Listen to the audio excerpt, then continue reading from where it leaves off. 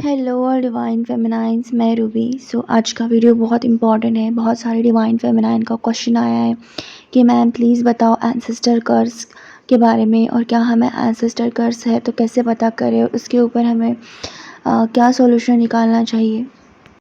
Collective में एक ही एक क्वेश्चन आ रहा था, बट मैं फिर भी वीडियो बनाने का सोच नहीं रही थी। बट अचानक मैं पिंटरेस्ट पे जा रही हूँ, फेसबुक पे जा रही हूँ, तो मुझे कुछ ऐसे पोस्ट पॉपअप हुए जिस वजह से मुझे लगा कि अब मुझे ये वीडियो शेयर करना ही चाहिए। तो मुझे डिवाइनली गाइडेंस आया कि आपको वो वीडियो मुझे शेयर करना चाहिए, तो आज ये वीडियो बना रही हूँ। एंसेस्टर कर्स की बात करेंगे। सबसे पहले मैं आपको ये बताना चाहूँगी कि अगर आप हिंदू रिलीजन से बिलोंग करती है तो आपको पता होगा कि पितृदोष या ये आपके कुंडली में होता है। अगर आप अपने पंडित से आपकी कुंडली निकाली है या आपके घर में किसी ने कुंडली निकाली है तो आपको पता होगा कि आपके राशि में या आपके घर में ये पितृदोष है या नहीं है, तो उससे भी आपको पता चलता है। पर यहाँ पे मैं कुछ आपको कॉमन सिम्टम्स बता रही हूँ और सॉल्यूशन भी दूंगी मैं एंडिंग में आपको। यहाँ पे एक सिनेरियो ऐसा है कि जब आप देखते हो कि आपकी मॉम जो है वो कार्मिक का रोल प्ले करती है, या आपके घर में आपकी सिस्टर कार्मिक का रोल प्ले करती है, आपके साथ उनके बहुत ज़्यादा झगड़े होते हैं, या आपके घर में बहुत ज़्यादा ऑर्थोडॉक्स है आपकी फैमिली, आपके घर में डिफरेंट कास्ट मैरिजेस नहीं चलते, या आपके घर में बहुत ज़्यादा लड़कियों को पढ़ाया नहीं जाता या बाहर निकालने नहीं देते, तो ये सिनारियो हो सकता है। या फिर आपके रियूनियन में डिले आ रहा है तो आपके डीएम के फैमिली की तरफ से भी ऐसा हो सकता है कि उनके घर में उन्होंने बचपन से देखा है कि उनके घर में लड़कियों को पढ़ने नहीं देते, या उनके घर में बहुत ज़्यादा नेगेटिव बिलीफ सिस्टम है, उनके घर में कुछ चीज़ें अलाउ नहीं है, वो ये सोचते हैं कि लड़कियों को ज़्यादा नहीं पढ़ना चाहिए। दोनों टाइप के सिनेरियो हो सकते हैं। तो आप देखेंगे कि फुल मून पे, न्यू मून जब भी आता है, आपके घर में बहुत ज़्यादा निगेटिविटी हो जाती है, आपके घर में बहुत ज़्यादा झगड़े हो जाते हैं, आपकी मॉम के साथ बहुत झगड़े हो जाते हैं।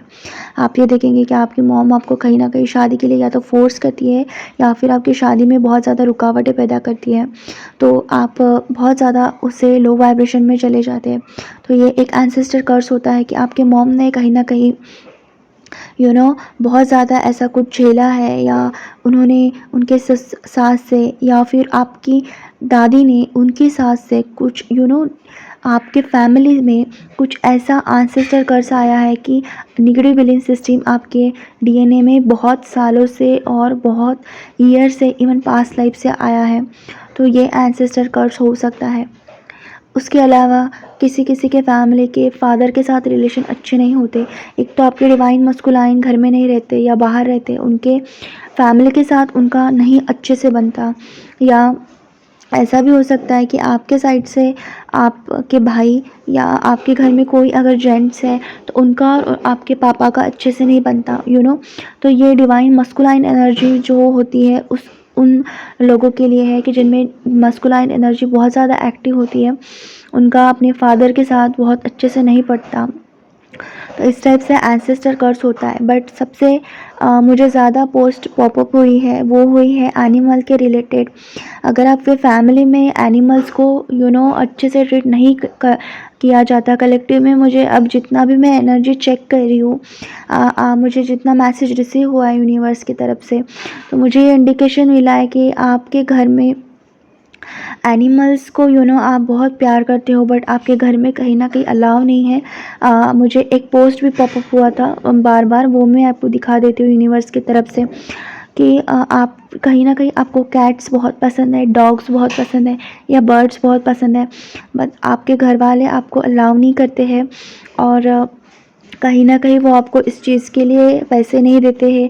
या ऐसा भी हो सकता है कि आपने कोई एनिमल रखा था बट उसकी डेथ हो गई, या पास्ट लाइफ से ऐसा हुआ होगा कि आपके फैमिली ने एनिमल्स को बहुत बुरा ट्रीट किया था। तो इस टाइप से अभी एंसेस्टर कर्स बहुत ज़्यादा होते हैं ट्विन फ्लेम जर्नी में, जो एनिमल से रिलेटेड होते हैं कि एक तो आपने उनको सही से ट्रीट नहीं किया, या पास्ट लाइफ से कुछ एंसेस्टर यानी एनिमल्स के कर्स आपके ऊपर है। ये ज़्यादा होता है ट्विन फ्लेम जर्नी में, और मैसेज भी मुझे कुछ उस टाइप से ही रिसीव हुआ था कि कहीं ना कहीं या ऐसा हो सकता है कि आप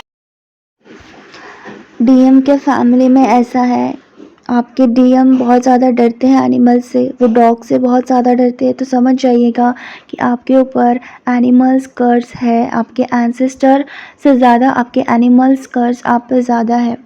तो इस टाइप से भी कुछ एंसेस्टर कर्स होता है। तो बहुत सारे डिवाइन फेमिनाइन क्वेश्चन पूछेंगे कि मैम अब हमें इस पे क्या करना चाहिए और इसका सॉल्यूशन बताओ। तो मैं आपको ये बताऊंगी कि हर एक चीज़ का मेडिटेशन ही सॉल्यूशन नहीं होता है। आपको इस चीज़ के लिए जैसे पितृपक्ष आता है, आपके घर में ऑलरेडी पूजा होती होंगी इसकी, बट वो आपका कर्मा नहीं है, ये कर्मा आपके फैमिली का है। अगर एंसेस्टर कर्स है तो आपके फैमिली की आप एज अ ट्विन फ्लेम या as a spirit divine feminine, आपके ऊपर आपकी हीलिंग की तो प्रोसेस है कि आप आपके साथ आपके चक्रास के साथ डीएम के चक्रास और आपके फैमिली के चक्रास में बैलेंस करती हो। बट इसका मतलब यही नहीं है कि वो कर्मा आपने क्रिएट किए हैं। आपने आपके कर्मा जो भी है पास्ट लाइफ्स के, उसका कर्मा आपको कुछ अलग से मिल रहा है, बट जो दूसरों का कर्मा है, आपके फैमिली का कर्मा है, वो उन्हें ही फेस करना है, ना कि आपको फेस करना है। तो इतना ज़्यादा एंसेस्टर कर्स का रोल नहीं होता है। बट कि आप आपके फैमिली का एंसेस्टर कर्स ले रहे हो तो आपको उसका यूनियन में ब्लॉकेजेस आएगा, इतना नहीं होता है। बट आपके रीयूनियन में डिले हो सकता है। वो हो सकता है कि आपके कुछ ऐसे कर्माज है जो आपको पूरा करना है। तो अगर आपने किसी आपके एंसेस्टर को तकलीफ़ दी है तो उसका आपको ब्लॉकेज हो सकता है, बट ओवरऑल किसी और का कर्मा आपके ऊपर नहीं आ सकता। बट फिर भी आप एक डिवाइन फेमिनाइन है, एक डिवाइन सोल है, और आप पूरी फैमिली को हील कर सकती है, एंसेस्टर कर्मा से निकाल सकती है। तो एक तो आप जब पितृपक्ष आता है तब आप उसमें बैठ जाए पूजा में, और तब आपके फैमिली के साथ आप जब भी होते हैं, या फिर आप रोज़ सुबह भी ऐसा कर सकते हैं कि जितने भी आपके घर में एंसेस्टर के फ़ोटोज़ होंगे या भगवान का कोई मंदिर होगा, वहाँ जाके आप रोज़ सुबह और शाम दिया बाती जलाते हैं। तब आप उनको एक वर्ड कहे कि प्लीज़ मुझे माफ़ कर दो, मैंने अगर आपका अनजाने में दिल दुखाया है तो मैं उसके लिए सॉरी हूँ, और आप उनसे रोज़ माफ़ी मांगे। इसके अलावा आप 108 बार ओम नमः शिवाय का जाप कर सकती है, चैंट कर सकती है, और आप रुद्राक्ष माला पहन सकती है या रुद्राक्ष से आप जाप कर सकती है। इसके अलावा एंसेस्टर कर्स के लिए आपको और कुछ करने की ज़रूरत नहीं है। आप अलग अलग वीडियोज़ देखते हैं, चेक करते हैं कि ये करना चाहिए, वो करना चाहिए, बट ऐसा कुछ नहीं होता है। जो आपके मैं पहले भी आपको कहती हूँ कि मेडिटेशन से नहीं होता है। आपका भगवान आपके खुद के अंदर है, आप खुद डिवाइन सोल हो, और आप में सारी चीज़ें बदलने की ताकत है। तो बिल्कुल भी सारे यूट्यूब के चैनल देख के आप खुद का निगेटिविटी खुद के लाइफ में ना लाए।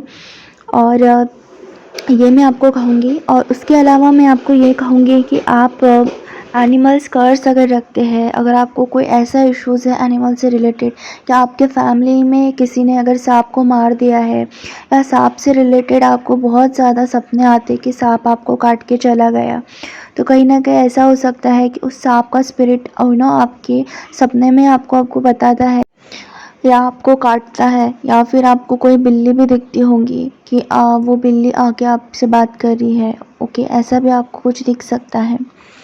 उसके बाद मैं आपको ये कहूँगी कि आप सिंपली कुत्तों को, बिल्लियों को, या जो भी एनिमल्स है, गाय है, उसको अपने हाथ से रोटी खिलाया करो या खाना दिया करो अच्छा, ताकि आपके ऊपर से वो एंसेस्टर या एनिमल कर्स हट जाए। ज़्यादा से ज़्यादा आपको दान करना चाहिए लोगों को। आप कपड़े भी दान कर सकते हैं, या आप खाना दान कर सकती हैं। मतलब एक आत्मा को अगर आपने दुखाया है तो बाकी और 10 आत्मा को आप तृप्त करेंगी, या वो खाने से हो सकता है, पानी से हो सकता है, या फिर कपड़ों से हो सकता है। तो यही आपके एंसेस्टर कर्स में आपको हेल्प करेगा।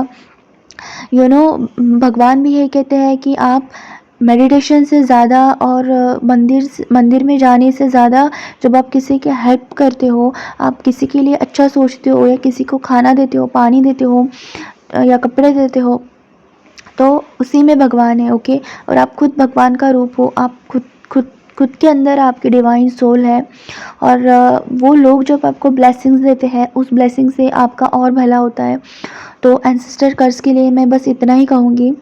इसके अलावा रियल एक्सपीरियंस शेयर करती हूँ। मैंने आपको पहले भी बताया था एक स्टोरी में कि जब जो मेरे डीएम हैं उनकी जो मॉम है वो मुझे देखने आई थी और जब उनका बर्थडे था और वो चाहती थी कि उस दिन हमारी एंगेजमेंट हो, पर मेरे घर वालों ने उनकी इंसल्ट करके उनको वापस भेज दिया। उसके तुरंत 10 दिन बाद मेरी जो डीएम की मॉम है यानी मेरी सास, उनकी डेथ हो गई थी। और उसके बाद उस डेट की वजह से जब उनका दिल दुखा था कि मेरा नहीं हुआ मेरे बेटे का, और उन्हें बहुत ज़्यादा हर्ट हुआ उस चीज़ का।